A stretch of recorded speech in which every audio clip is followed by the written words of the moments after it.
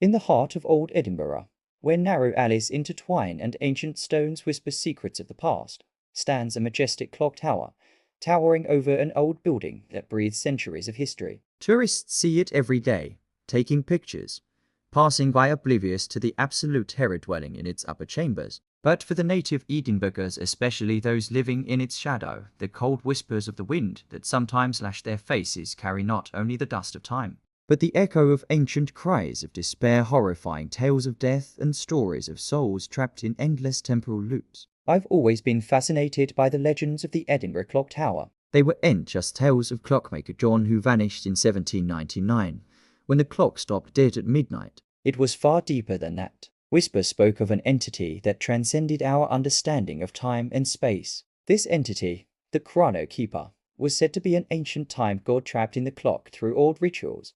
And every victim who dies in the tower becomes a gear in the clock's mechanism, explaining the multitude of souls. The entity doesn't fear crosses or salt, but broken time, like inverted clocks or missing gears. So, Alex, the skeptical and adventurous group leader, decided to document what was going on inside. Joining me were Claire, with her strong intuition, Ben, the audio engineer specializing in capturing paranormal sounds, Sophie, the daring photographer, David, the historian obsessed with the city's lore, and finally, Lillian, a local tour guide who knew every dark corner of Edinburgh, and who seemed oddly eager. We slipped into the tower after the city closed its doors, carrying the latest equipment. Night vision cameras, high-sensitivity audio recorders, EMF meters, and even a spirit box designed for direct communication. Lillian promised us she knew a secret entrance, but her eyes glinted strangely when she mentioned Clockmaker John upon entering.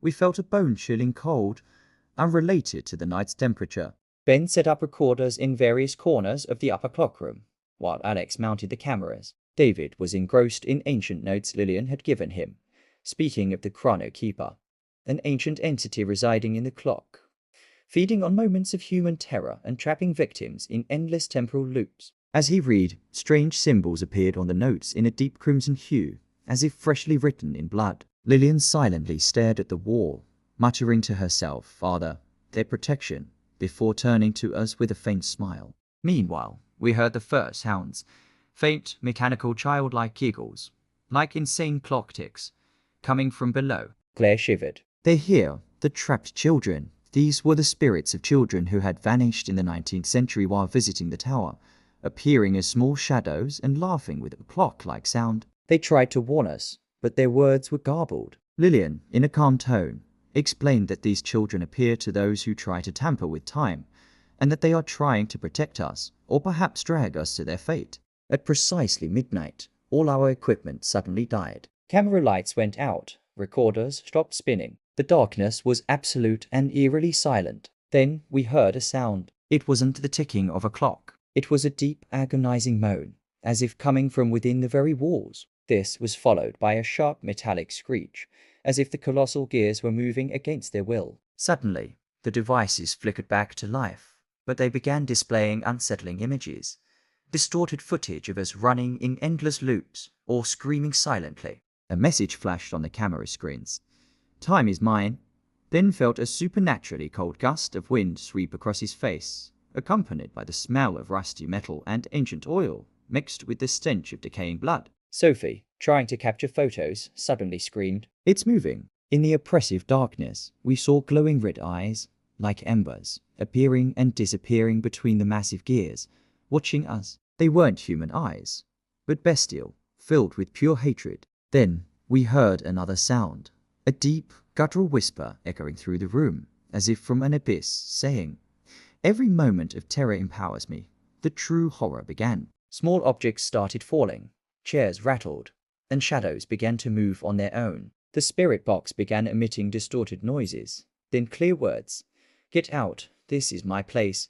Join time." We tried to flee, but the doors were supernaturally sealed. The stone stairs seemed endless. Every time we ran through a door, we found ourselves back in the same room. We discovered that the tower was repeating time. As we retreated, a pale woman in a tattered Victorian dress materialized in the corner of the room. This was Lady Grey, a spirit from the Victorian era, caught between life and death by the Chrono-Keeper's curse. She seemed to be trying to help us, pointing to a hidden exit, but her eyes were vacant. David, trying to comprehend the notes, suddenly found the words changing before his eyes, transforming into a threatening message.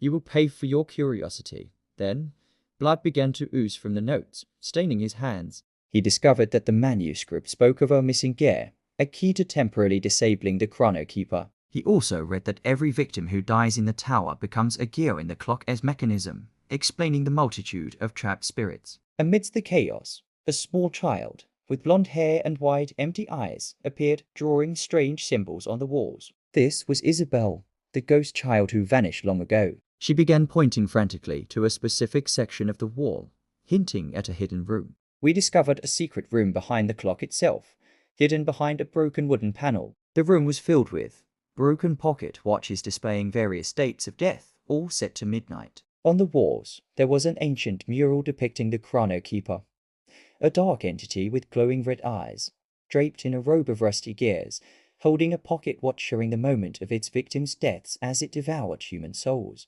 We also found Clockmaker John's original journals, which revealed he had discovered the Chrono-Keeper's true nature, and had tried to destroy the clock using the missing gear, but failed and became trapped within it. But the biggest shock was in the room of time mirrors hidden away. We entered a room filled with hanging mirrors, and in each mirror we saw a different reflection of ourselves from parallel universes. In one, I saw myself as a servant to the Chrono-Keeper, with empty red eyes. In another mirror, I saw Claire transformed into a silent doll. The mirrors revealed our true fate, to become gears in the clock itself. As we tried to decipher the journals, Lady Grey suddenly materialized before us, her features twisting into malevolent expressions. "I tricked you," she shrieked in a distorted voice. "I am merely a plaything for the Chrono-Keeper, and you are simply food." Sophie, startled, tried to push her away, but Lady Grey lunged. A spectral hand emerged from behind her and pulled Sophie through a swirling vortex within the broken mirror,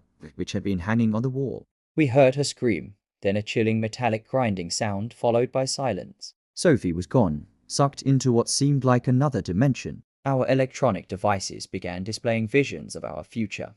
Alex screaming in darkness, Ben falling from the tower's ladder, and David disintegrating into dust. Ben, trying to fix the equipment, heard a voice calling his name from the recorder. It was his own voice, but distorted, filled with terror. Then, the device exploded in his face, leaving strange scars on his skin, and he collapsed, his body charred.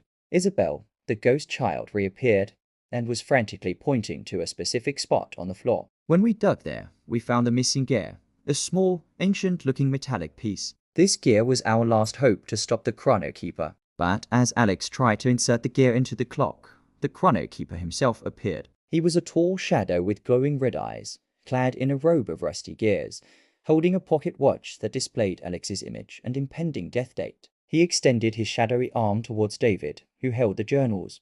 In a single terrifying instant, David disintegrated into a pile of dust, and the journals he held vanished into thin air. Lillian, who had been silent throughout these events, approached Alex. "I am a descendant of Clockmaker John," she said in a cold voice.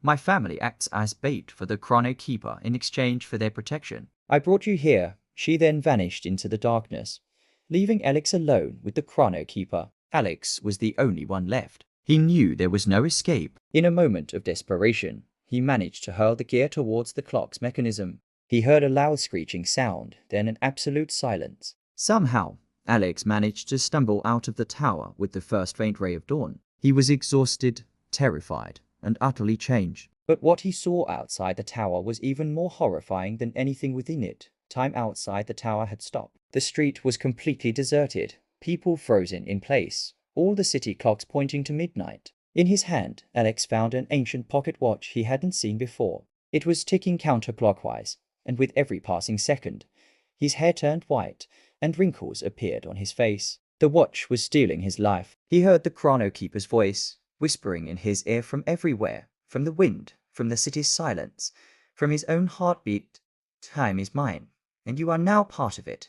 In the background, Isabel, the ghost child, appeared, smiling widely, a sign that she was part of the Chrono-Keeper's eternal game. After an unknown period of time, in a dark shot inside the clock tower, faint light begins to appear, Then we hear heavy footsteps ascending the stairs. A group of adventurers emerges, carrying cameras and equipment. They are Alex, Claire, Ben, Sophie, and David. They enter the upper clock room, laughing and talking about their exciting adventure. Alex begins setting up the cameras, saying, "This time, nothing will escape us." Then Ben grabs the recorder, a smile on his face. A quick flash appears on the screen of the camera being set up, showing an old date, 21/10/1987, with the title "The Forest Awaits You," but they see nothing. Time repeats itself. They are trapped in an endless loop of horror, and the Chrono-Keeper waits.